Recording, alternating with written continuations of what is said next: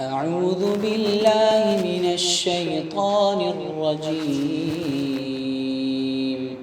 بسم الله الرحمن الرحيم. يا أيها الذين آمنوا كتب عليكم الصيام كما كتب على الذين من قبلكم لعلكم تتقون أياما معدودات. فمن كان منكم مريضا أو على سفر فعدة من أيام أخر، وعلى الذين يطيقونه فدية طعام مسكين، فمن تطوع خيرا فهو خير له، وأن تصوموا خير لكم إن كنتم تعلمون.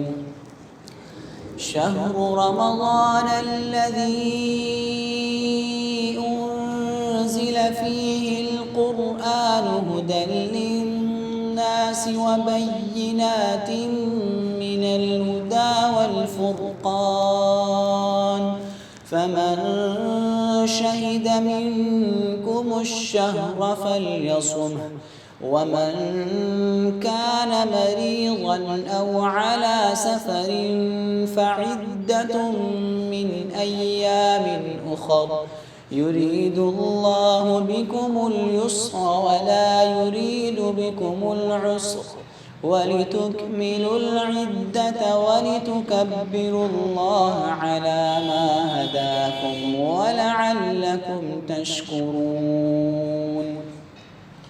وإذا سألك عبادي عني فإني قريب أجيب دعوة الداع إذا دعان، فليستجيبوا لي وليؤمنوا بي لعلهم يرشدون. أحل لكم ليلة الصيام الرفث إلى نسائكم هن لباس لكم وأنتم لباس لهن، علم الله أنكم كنتم تختانون أنفسكم فتاب عليكم وعفى عنكم،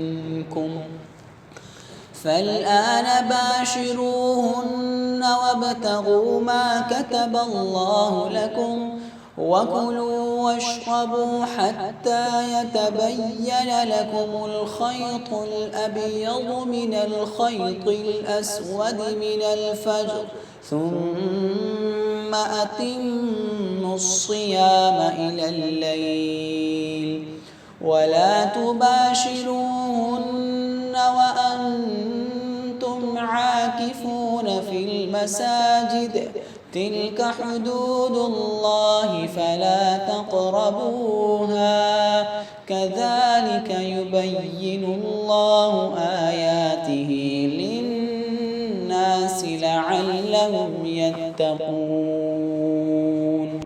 العلماء علماء و عوام में हाइल खलीज दूर करने की एक मुनफरिद काविश।